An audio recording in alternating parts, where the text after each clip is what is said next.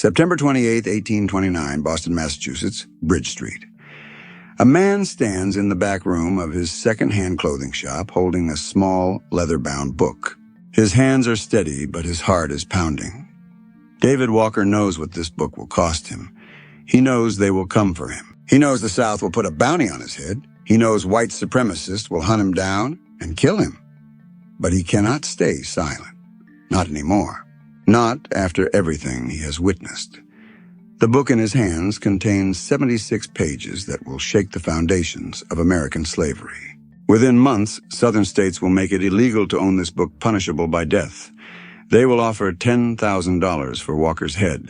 And less than a year from now, David Walker will be found dead under mysterious circumstances that scream murder. This is the story they buried. This is the revolution they erased. This is your stolen history. Tonight, you are going to learn about the most dangerous book in American history. Not the Communist Manifesto. Not Mein Kampf. David Walker's Appeal. A book so threatening that Southern states made it illegal to own, punishable by death. A book that white supremacists tried to erase from every library, every textbook, every memory. After this video, you will understand why they killed David Walker. You will understand why they banned literacy for black people. You will understand why your great-great-grandparents were not allowed to read. Because one book threatened the entire system of slavery. This is not ancient history. This was 1829, your great-great-grandparents' lifetime. David Walker was your ancestors' voice. He wrote what they felt but could not say. He demanded what they deserved but were denied. By the end of this video, you will know why Walker's appeal was more dangerous than any slave rebellion. How Walker used the Bible to destroy slavery's justification. The mysterious death that silenced the most powerful black voice in America. And you will never see modern systemic racism the same way again. David Walker was born in 1785 in Wilmington, North Carolina. His mother was a free black woman. His father was a slave. Under the law of the time, children inherited the legal status of their mother. This meant David Walker was born legally free. But freedom on paper meant nothing when you were surrounded by the hell of slavery every single day. Young David watched his father live in chains. He watched his father get beaten. He watched his father work until his body gave out. He watched the man who gave him life treated like property, like an animal, like nothing. Born free, but surrounded by chains. That contradiction shaped everything Walker would become. Walker taught himself to read and write a miracle for a black person in the South at that time. He devoured the Bible, especially the story of Exodus. He saw the parallel immediately. The Israelites enslaved under Pharaoh. Black people enslaved under white supremacy. God delivered the Israelites with mighty acts and terrible judgments. Would God not do the same for his black children? Walker also read the Declaration of Independence. All men are created equal, endowed by their Creator with certain unalienable rights. Life, liberty, and the pursuit of happiness. Walker looked around at the reality of slavery and saw the monstrous hypocrisy eating at the soul of America. White men wrote about liberty while holding human beings in bondage. White men proclaimed all men are created equal while treating black people as 3/5 of a person. The gap between America's words and America's deeds became an obsession for David Walker. As a young man, Walker traveled extensively throughout the South. Charleston, Savannah, New Orleans. Everywhere he went, he witnessed atrocities that burned themselves into his memory. He saw families ripped apart on auction blocks, children torn from their mother's arms, sold to different plantations never to see each other again. He saw women raped by their masters, their bodies violated, their humanity denied. He saw men tortured, whipped, until the flesh hung in strips from their backs, worked to death in fields under the blazing sun. He saw children, innocent children, taught from birth that they were property, that they were less than human, that they deserved their suffering. Walker later wrote, "I have seen them in chains in the hot sun, treated worse than animals." These were not abstract concepts to David Walker. These were people he knew, faces he remembered, screams he could not forget. Sometime around 1825, Walker made the decision that would define his life. He left the South and moved to Boston, Massachusetts. Boston was the center of the early abolitionist movement, a city where a free black man could build a life without living in constant terror. Walker opened a small second-hand clothing shop on Brattle Street. He married a woman named Eliza. He started a family. To outsiders, David Walker looked like a successful black businessman making his way in a difficult world. But Walker's shop was more than a business. It was a station on the Underground Railroad. Walker hid escaped slaves in his back rooms. He gave them clothes, money, directions to the next safe house. He risked everything to help people fleeing bondage. He also joined the Massachusetts General Colored Association, the first organization dedicated to fighting for the civil rights of black Americans. Walker was not content with personal freedom. He would not rest while millions of his people suffered in chains. But the more Walker worked within the abolitionist movement, the more frustrated he became. Most white abolitionists supported gradual emancipation. They wanted to end slavery slowly, over decades, compensating slave owners for their lost property. They promoted colonization, sending freed black people back to Africa. Walker was enraged by this approach. Why should we leave?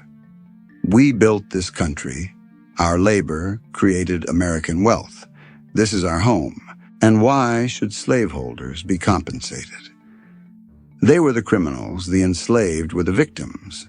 Furthermore, Walker watched white Christians, people who claimed to follow Jesus Christ, continue to own slaves. These same people cited the Bible to justify slavery, twisting scripture to support their evil. Walker realized that polite appeals to white conscience would never end slavery. The system was too profitable. The racism was too deep. Something more radical was needed. A declaration that would shock America into confronting its sin.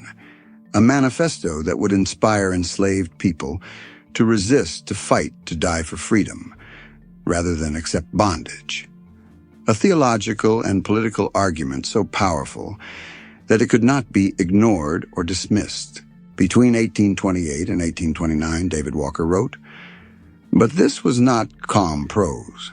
This was not gentle persuasion. This was the howl of the oppressed. This was righteous fury given voice. This was a declaration of war." Walker did not call for patience. He did not ask for gradual change. He demanded immediate, total, unconditional abolition.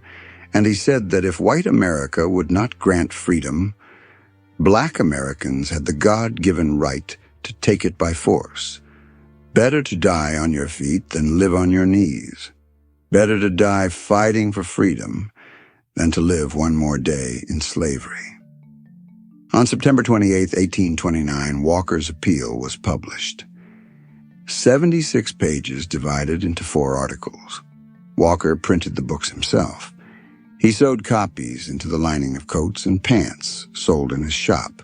He gave these clothes to black sailors who traveled up and down the Atlantic coast.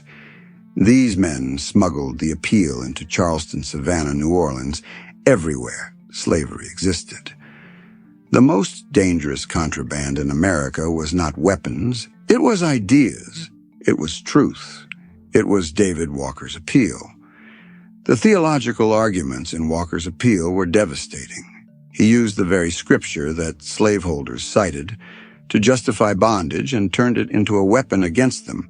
Walker started with the most fundamental claim of Christianity. All people are made in the image of God. Genesis chapter 1, verse 27. God created mankind in his own image. In the image of God, he created them male and female. He created them. Walker asked the question that shattered every defense of slavery. If black people are made in God's image, how can white Christians treat them as property? God gave black people 2 eyes, 2 hands, 2 feet, the same as white people. God gave black people souls, minds, the capacity to love and worship and pray.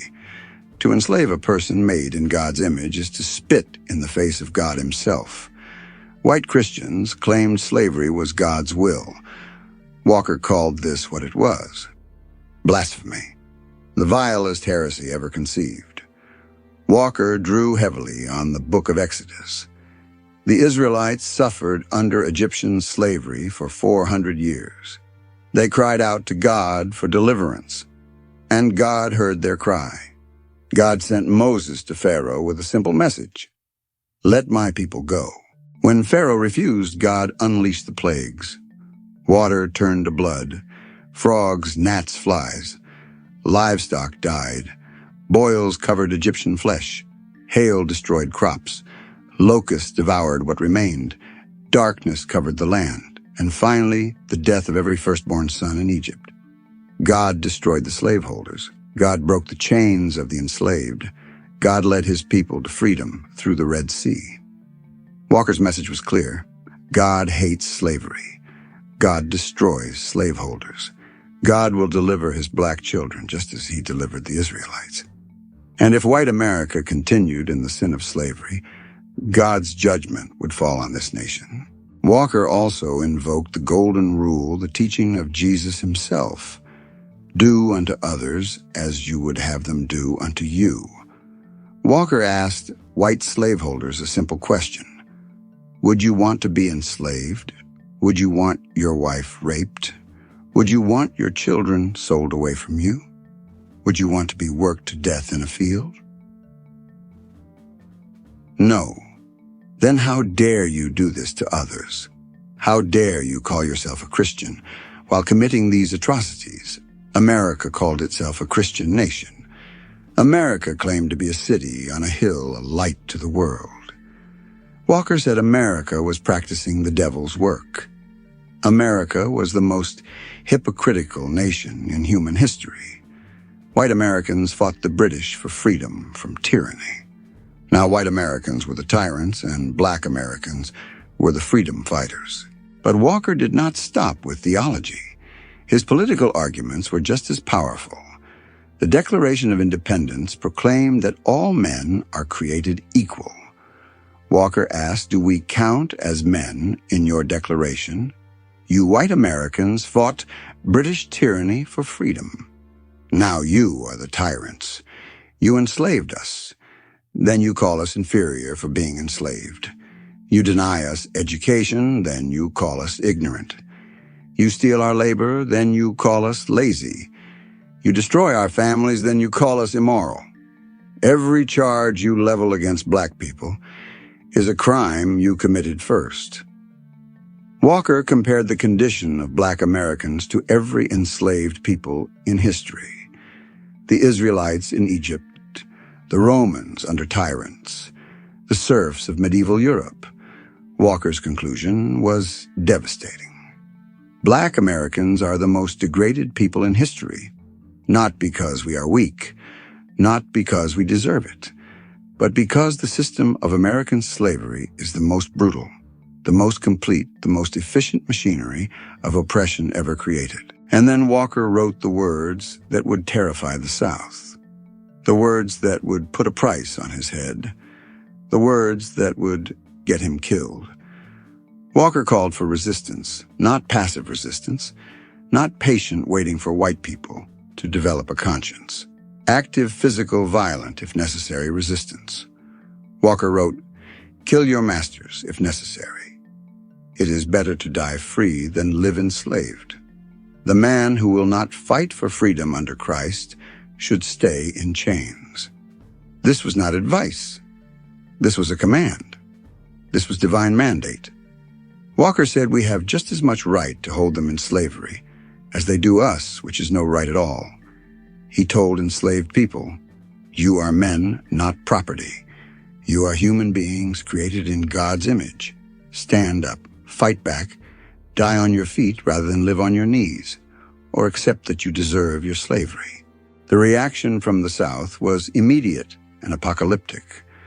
Black sailors brought copies of the Appeal into Southern ports hidden in their clothing. When authorities discovered these books, panic spread like wildfire. In Savannah, the mayor called an emergency meeting of the city council. In Charleston, the police began searching every black person entering the city. In New Orleans, vigilante groups formed to hunt down copies of the Appeal and anyone who possessed them. The governors of southern states sent urgent letters to the mayor of Boston, demanding that David Walker be arrested and the Appeal banned. The mayor of Boston refused. Massachusetts was a free state. Walker had broken no law. Writing a book was not a crime, even if that book called for slave rebellion. Georgia went further. The state legislature put a bounty on David Walker's head. $10,000 if Walker was captured alive and brought to Georgia. $1,000 if he was brought back dead. $10,000 in 1830 is equivalent to over $300,000 today. That is how much they feared one black man with a pen. North Carolina, Walker's home state, responded with a legislative frenzy. In 1830, 1/3 of all laws passed by the North Carolina legislature concerned the control of black people enslaved and free. They made it illegal for black people to possess, to read, or to distribute inflammatory literature. The penalty for a first offense was 39 lashes and 1 year in prison. The penalty for a second offense was death. Not a trial, not an appeal, not even the benefit of clergy. Just death. North Carolina also made it illegal to teach enslaved people to read or write. This law would remain in effect until 1865, after the Civil War ended. 2 generations of black children in North Carolina grew up forbidden by law from learning their letters. Why? Because of one book. Because David Walker proved that a literate black person was a threat to the entire system of slavery. They also passed laws restricting the movement of free black people. Free blacks could not leave the state for more than 90 days. If they did and returned, they would be arrested immediately.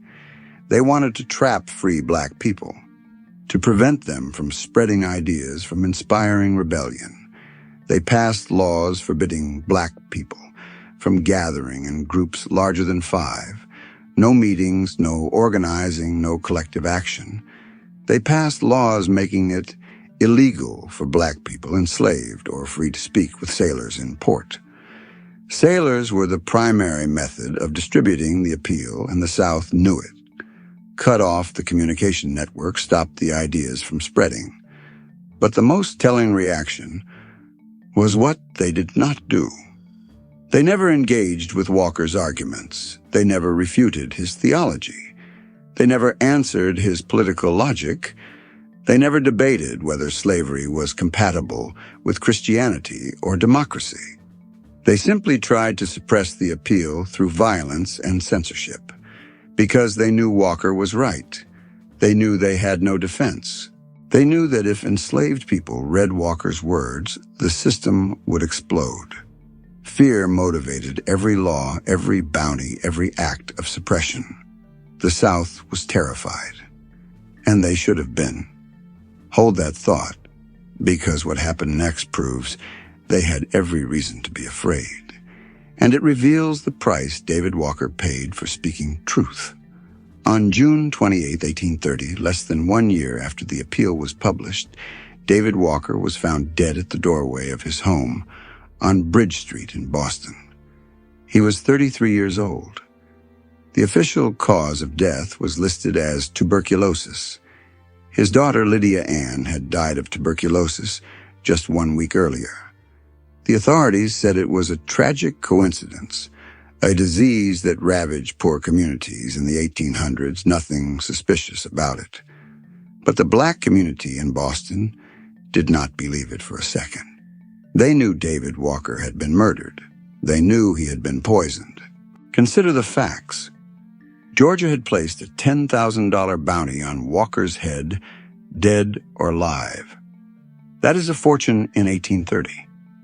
There were men who would kill for a fraction of that amount. Walker had received numerous death threats. He knew his life was in danger. Friends begged him to flee to Canada, but Walker refused. He said if he went into hiding, it would prove that fear could silence truth. He would rather die than let white supremacy win through terror.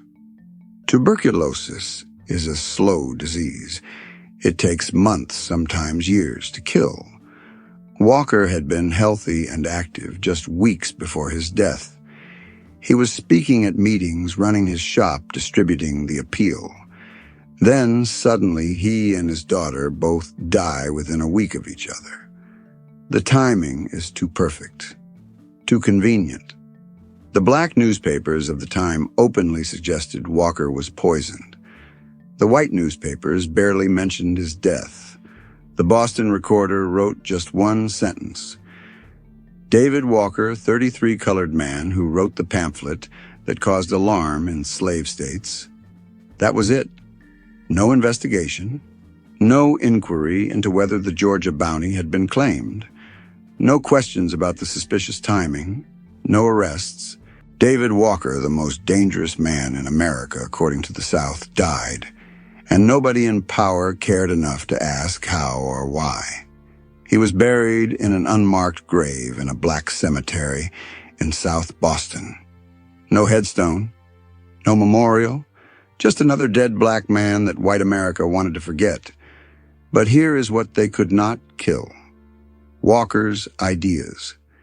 The appeal did not die with David Walker. It spread like fire through dry grass. Copies continued to circulate through the Underground Railroad. Black sailors kept smuggling it into southern ports. Enslaved people who could read shared it with those who could not, reading it aloud in secret gatherings in slave quarters after the masters slept in the woods during stolen moments of freedom. The appeal became the most passed around, most whispered about, most feared document in Black America, and its influence exploded in ways that shook the nation to its core. Just 1 year after Walker's death in August 1831, a slave named Nat Turner led the largest slave rebellion in American history. Turner was a preacher, a man who believed God had called him to free his people. On August 24, 1831, in Southampton County, Virginia, Turner and approximately 70 enslaved men rose up. They went from plantation to plantation, killing slaveholders and their families. 55 to 65 white people died in the rebellion. Turner's goal was to march to Jerusalem. Virginia seized the armory and spark a region-wide revolution that would bring down slavery in the South. The rebellion lasted 48 hours before militia forces crushed it. Nat Turner hid for 2 months before being captured. He was hanged on November 11, 1831. After his execution, his body was flayed. His skin was turned into wallets and purses. His skull was kept as a souvenir. White supremacy did not just kill rebels. It desecrated their bodies as a warning. Did Nat Turner read David Walker's appeal? We do not know for certain. Turner left a confession, but he never mentioned Walker by name. However, many historians believe Turner was influenced by the appeal. The timing is too close to be coincidence. Walker called for violent resistance in 1829. Turner launched violent resistance in 1831. Walker used biblical arguments comparing enslaved black people to the Israelites in Egypt and calling on God to deliver them through blood and fire. Turner said God spoke to him in visions commanding him to strike down the slaveholders and free his people. The theological framework is identical. Walker wrote the theory. Turner put it into practice, and the South went insane with fear. After Nat Turner's rebellion, Southern states passed even more restrictive laws. They banned enslaved people from gathering for religious services unless a white person was present. They made it illegal for black people enslaved or free to preach or lead worship. They tightened the laws against teaching black people to read. They increased patrols, armed white vigilantes to roam the countryside looking for any sign of black resistance. The entire social structure of the South tightened like a fist. Why? Because David Walker and Nat Turner proved that enslaved people would fight. They were not content. They were not passive. They were not accepting their condition. They were waiting for an opportunity, and when that opportunity came, they would kill to be free. The myth of the happy slave died with Nat Turner's rebellion, and it was Walker's appeal that helped kill it. But the appeal's influence went far beyond inspiring rebellion. It shaped an entire generation of black activists and abolitionists. Frederick Douglass, the most famous escaped slave in American history, read Walker's appeal. Douglass was born into slavery in Maryland in 1818. As a child, he secretly learned to read, risking severe punishment. Once literate, Douglass read everything he could get his hands on. He read the Bible, he read newspapers, and he read David Walker's appeal. Walker's words transformed Douglass's understanding of himself and his people. Walker said, enslaved people were not inferior. They were oppressed. Walker said black people were made in God's image, equal to white people in every way. Walker said the fault lay not with the enslaved, but with the slaveholders. This was revolutionary theology for a young enslaved man who had been taught his entire life that he was property, that his suffering was natural, that resistance was sin. Douglass escaped slavery in 1838 at age 20. He fled to New York, then to Massachusetts, where he became involved in the abolitionist movement. He became one of the most powerful orators in American history. His speeches drew thousands. His autobiography, Narrative of the Life of Frederick Douglass, published in 1845, became an international bestseller. Douglass's core philosophy came directly from Walker. No progress without struggle. You cannot have freedom without fighting for it. Power concedes nothing without a demand. These ideas, which shaped the entire abolitionist movement, originated in David Walker's appeal. But notice what Douglass did not do. He did not openly call for violent slave rebellion. He advocated for political action, moral suasion, economic pressure. Why? Because he saw what happened to David Walker. He saw what happened to Nat Turner. He knew that advocating violence would get him killed. The system had learned its lesson. Silence the most radical voices through murder. Allow the moderate voices to speak because they can be managed. Another man directly influenced by Walker was Henry Highland Garnet. Garnet was a Presbyterian minister and abolitionist who escaped slavery as a child. In 1843, Garnet gave a speech at the National Negro Convention in Buffalo, New York, that shocked the audience.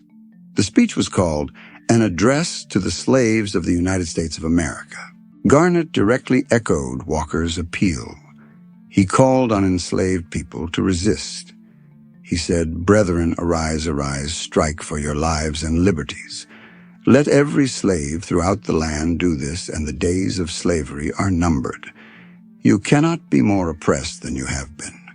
You cannot suffer greater cruelties than you have already. Rather die freemen than live to be slaves." Garnet was quoting Walker almost word for word. The delegates at the convention were horrified. They voted down Garnet's address. They said it was too radical, too dangerous, that it would incite violence and bring destruction on black communities. Frederick Douglass himself spoke against it, but Garnet had the address printed anyway. copies circulated throughout the North. The spirit of David Walker lived on in Henry Highland Garnet. Do you see the pattern forming every time a black voice spoke truth to power, every time someone called for immediate justice instead of gradual reform? Every time someone used words as weapons, the system tried to silence them. David Walker wrote the appeal and was murdered within a year. Nat Turner led a rebellion and was hanged and mutilated. Henry Highland Garnet called for resistance and was rejected by his own people who had been taught that radicalism equals death. Frederick Douglass, the most famous black man in America, learned to moderate his message to survive. This was not cowardice. This was strategy. This was understanding that a living moderate can do more than a dead radical. But it also shows the effectiveness of suppression through violence. Kill the most dangerous voices. Let the manageable voices speak. Control the narrative by controlling who gets to live. And the most effective tool of suppression was not murder. It was ignorance. It was the systematic campaign to keep black people from reading and writing. From 1830 until 1865, it was illegal in every southern state to teach an enslaved person to read or write. The penalties were severe. In North Carolina, teaching a slave to read was punishable by 39 lashes for the first offense and death for the second. In South Carolina, the fine was $100 and 6 months in prison. In Georgia, slaveholders who taught their own slaves could be fined $500. White people who taught black people faced social ostracism, economic ruin, and physical violence. Why these draconian laws? Because David Walker proved that literacy was the greatest threat to slavery. An enslaved person who could read the Bible and discover that God condemned slavery. They could read the Declaration of Independence and see the hypocrisy of America. They could read Walker's appeal and understand that they had the right to fight for freedom. Frederick Douglass said it best. Once you learn to read, you will be forever free. Slaveholders understood this. That is why they fought so hard to keep enslaved people illiterate. Ignorance was the chain that bound more surely than iron. After the appeal was published, slave patrols intensified their searches. They raided black homes looking for books, papers, anything that indicated literacy. If they found evidence that a slave could read, that person was whipped, sold away, sometimes killed. The mere suspicion of literacy was enough to destroy a life, but enslaved people resisted. They learned to read in secret. They taught each other using the Bible, using scraps of newspaper, using anything with words on it. They risked everything for the ability to read, because they understood what their masters understood. Knowledge is power. Literacy is freedom. The written word can start a revolution. And the system tried to destroy not just literacy, but the physical evidence of resistance. Copies of Walker's appeal were hunted down and burned. Libraries were pressured to remove it from their shelves. After the Civil War ended in 1865, you would think Walker's appeal would be celebrated, taught in schools, recognized as a pivotal document in the fight against slavery. Instead, it disappeared. It was not taught in black schools. It was not mentioned in white schools. It was not included in history textbooks. David Walker, the man who terrified the entire South, who inspired Nat Turner, who shaped Frederick Douglass, was erased from American history. Why? Because even after slavery ended, white supremacy continued. And white supremacy knew that if black people learned their true history, if they knew their ancestors were warriors who fought and died for freedom, they would demand justice. They would demand reparations. They would refuse to accept second-class citizenship. So the history was buried. For over a century, from the 1860s to the 1960s, David Walker was a forgotten name. His appeal was out of print, unavailable. lost to time. Historians did not study it.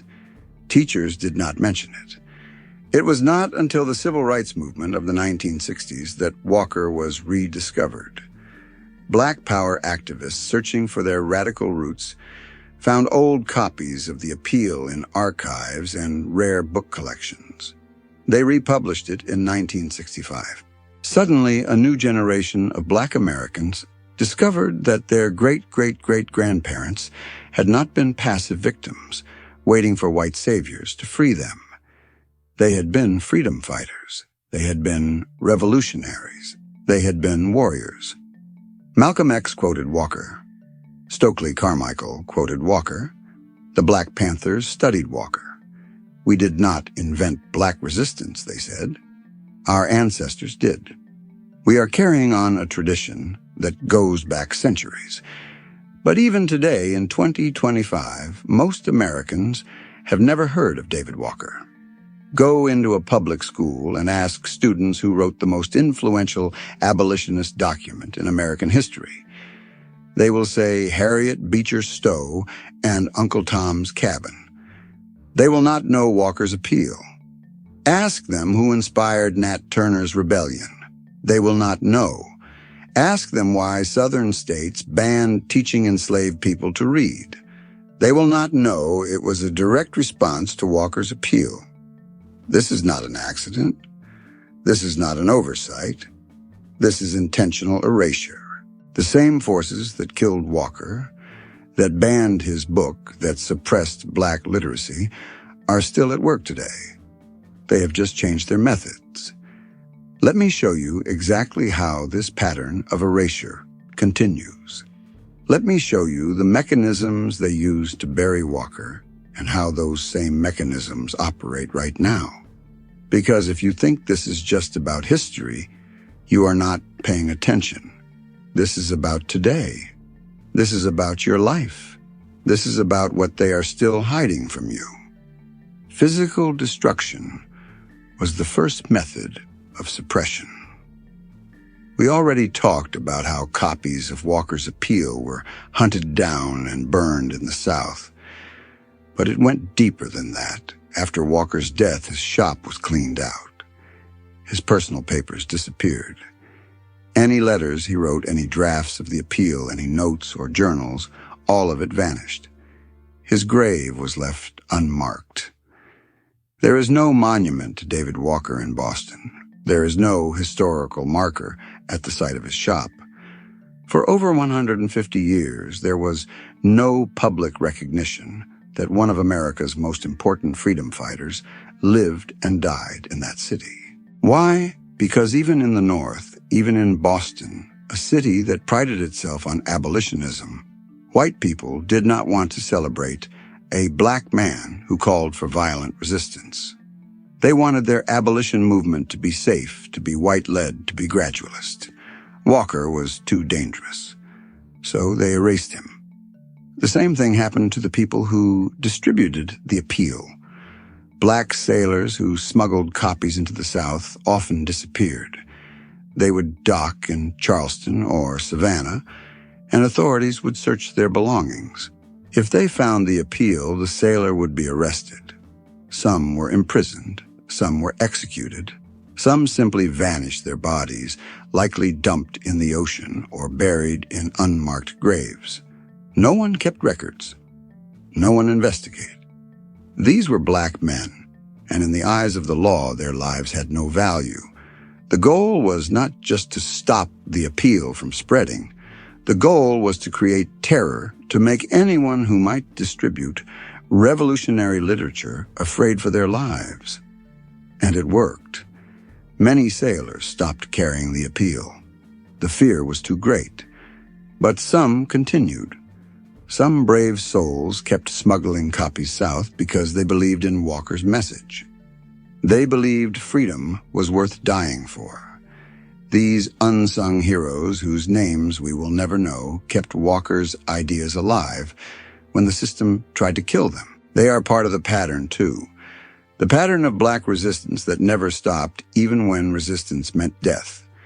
Even when the odds were impossible. Even when the world said it was hopeless, they fought anyway. Now let us talk about legal suppression. The laws passed in response to Walker's appeal were not just about controlling enslaved people. They were about controlling all black people, enslaved and free. North Carolina's 1830 legislation is the perfect example. 1/3 of all laws passed that year targeted black people. Think about that. An entire legislative session dominated by the question of how to control black bodies, black minds, black futures. The literacy laws were the most devastating. Making it illegal to teach enslaved people to read meant cutting off access to knowledge for an entire race. It meant ensuring that generation after generation of black children would grow up unable to read the Bible, unable to read newspapers, unable to educate themselves. This was not just about slavery. This was about permanent subjugation. Because an illiterate population is easy to control. They cannot organize, they cannot access information, they cannot challenge the lies they are told. They are trapped in ignorance, and ignorance is a cage as strong as any iron shackles. The laws also targeted free black people. North Carolina made it illegal for free blacks to leave the state for more than 90 days. If you left and came back, you would be arrested and possibly re-enslaved. Why this law?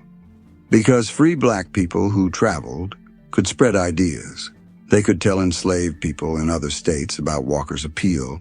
They could organize resistance networks. The South understood that free black people were a threat to the entire system of slavery. Their very existence proved that black people could live as free citizens, so the law tried to trap them, to isolate them, to prevent them from becoming agents of change. The quarantine laws were equally insidious. South Carolina passed a law requiring black sailors to be imprisoned while their ships were in port. The sailors would be held in jail until the ship left, then released. The justification was that these sailors might spread dangerous ideas to the enslaved population. This was directly aimed at stopping the distribution of Walker's appeal. Georgia, Louisiana, and other states passed similar laws. These laws were challenged in court. In 1823, Supreme Court Justice William Johnson ruled that South Carolina's Negro Seaman Act was unconstitutional. South Carolina ignored the ruling. They kept enforcing the law. They did not care about the Constitution. They cared about control, and the federal government did nothing to stop them. This is an important lesson. Laws that protect black people only matter if they are enforced. And throughout American history, laws protecting black rights have been ignored, unenforced, overturned, whenever white supremacy felt threatened. What about the investigation into Walker's death? There was none. Despite the $10,000 Georgia bounty, despite the suspicious timing, despite the black community's insistence that Walker was murdered, Boston authorities did not investigate. They accepted the tuberculosis diagnosis and closed the case. This is legal suppression through indifference. When the system does not care whether black people live or die, murder becomes easy. No one is held accountable. No one faces justice. The message is clear. Black lives do not matter. You can kill a black person, even a famous one, even one who shook the foundations of American slavery and faced no consequences. Educational erasure is perhaps the most effective long-term suppression tool. We have talked about how Walker was not taught in schools after the Civil War. But let me be more specific about how and why this happened. After 1865, when slavery ended, black people across the South established schools. Freedmen's Bureau schools, church schools, community schools. Black children were hungry for education after being denied it for generations. They learned to read using the Bible, primers, whatever materials they could find. You would think these schools would teach about David Walker, about Nat Turner, about the long history of black resistance. But they did not. Why? Because white people controlled the curriculum. Northern white missionary societies ran many of these schools. They wanted to teach black children to be good, obedient, hardworking citizens. They did not want to teach revolution. They did not want to teach that black people had the right to violently resist oppression. So they taught Booker T. Washington, who preached accommodation and vocational training. They did not teach Walker or Turner or Garnett, who preached resistance. This was not an accident. This was a deliberate choice to shape how black people understood their own history. If you teach a people that their ancestors were passive victims who waited for white saviors to free them, they will be passive themselves. If you teach them their ancestors were warriors who fought and died for freedom, they will fight for justice. White supremacy understood this, so they rewrote history. They created a narrative where slavery ended, because good white people, like Abraham Lincoln, decided to end it. They erased the reality that enslaved people freed themselves, that black soldiers fought in the Civil War, that black resistance from rebellions to the Underground Railroad to the appeal itself made slavery unsustainable. They erased David Walker because Walker's message was too dangerous. If black people read Walker today, they would understand that their poverty is not their fault. They would understand that the wealth gap exists because white America stole trillions of dollars of black labor and wealth. They would demand reparations. They would demand justice. And that is exactly what the system fears. In the 20th century, the erasure continued. American history textbooks from 1900 to 1960 barely mentioned slavery. When they did, they portrayed it as a benign institution where enslaved people were treated well, where they were happy, where they needed white guidance. The textbooks taught that the Civil War was about states' rights, not slavery. They taught that Reconstruction was a mistake, that giving black people political power led to corruption and chaos. They taught that Jim Crow segregation was natural and necessary. These lies were taught to both black and white children. White children learned that their ancestors were benevolent and that black people were inferior. Black children learned to be ashamed of their history, to believe the racist narratives about their ancestors. David Walker was never mentioned. Nat Turner was either erased or portrayed as a crazy, bloodthirsty murderer. The message was clear. Black resistance is wrong. Black people should accept their place. Do not fight. Do not demand. Be grateful for whatever scraps white society gives you. It was not until the 1960s, during the Civil Rights Movement, that this began to change. Black historians like John Henrik Clark, Vincent Harding, and Lerone Bennett Jr. began recovering the hidden history. They found Walker's appeal in archives. They republished it. They wrote about the long tradition of black resistance. They taught a new generation that their ancestors were not victims, but fighters. This terrified white supremacy. Suddenly, black people, especially young black people, were learning the truth. They were reading Malcolm X, who said, "We did not land on Plymouth Rock. Plymouth Rock landed on us." They were reading Stokely Carmichael, who said black power means black people defining themselves instead of letting white people define them. They were reading the Black Panthers, who armed themselves and declared the right to self-defense.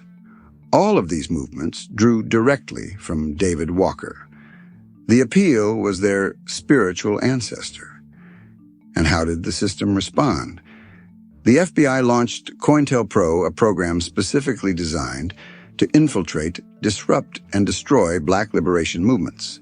They assassinated black leaders. Fred Hampton, chairman of the Illinois Black Panthers, was murdered in his bed by police in 1969. Malcolm X was assassinated in 1965. Martin Luther King Jr. was assassinated in 1968. The pattern repeats. The most powerful black voices are silenced, just like David Walker was silenced. The methods change, but the goal remains the same. Keep black people from knowing their history. Keep them from organizing. Keep them from demanding what is owed. And today, in 2025, the erasure continues in new forms. States across America are banning the teaching of critical race theory, which is just a fancy name for teaching the truth about racism. Florida, Texas, and other states have passed laws prohibiting teachers from teaching that America has a history of systemic racism. They have banned books about racism from school libraries. Books by Toni Morrison, by Ta-Nehisi Coates, by Ibram X. Kendi. They are removing books that tell the truth about slavery, about Jim Crow, about police brutality. Why? For the same reason they banned Walker's Appeal in 1830. Because knowledge is power. Because if young people, black and white, learn the truth about American history, they will demand change. They will demand reparations. They will refuse to accept the lies. So the system does what it has always done. It bans the books. It silences the teachers. It erases the history. The tactics are different, but the strategy is the same. Control the narrative. Control the past. Control the future.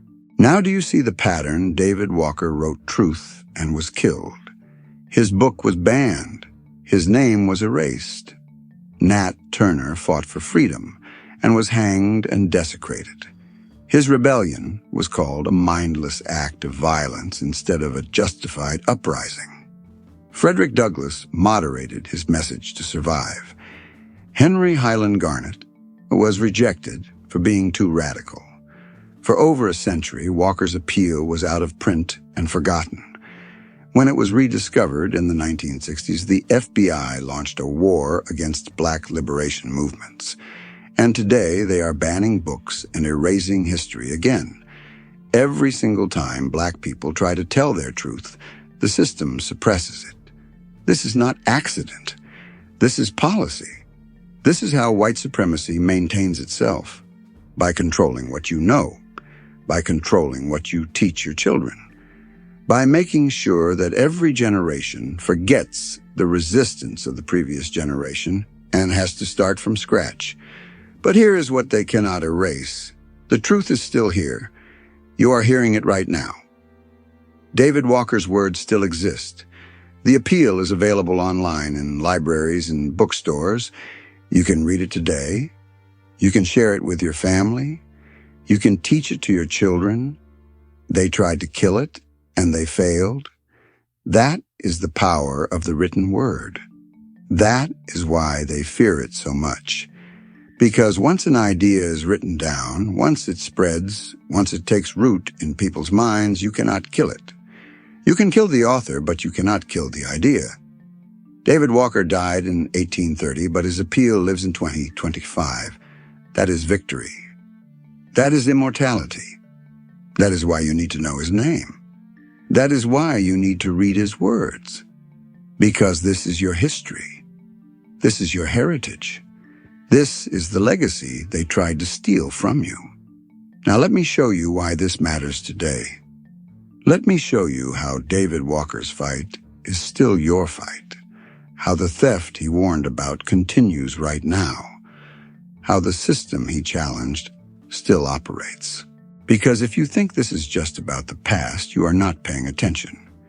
This is about your life today. This is about the wealth gap. This is about reparations. This is about justice that has been delayed for 195 years.